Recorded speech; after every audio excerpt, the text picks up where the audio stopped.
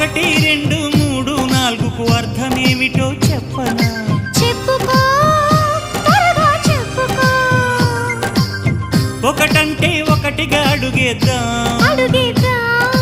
రెండంటే రెండు గుండెలను ముడిపెడదాం, మూడంటే మూడు ముళ్ళేసి ఆ తర్వాత నాలుగు కాలాల పాటు కలిసుందాం.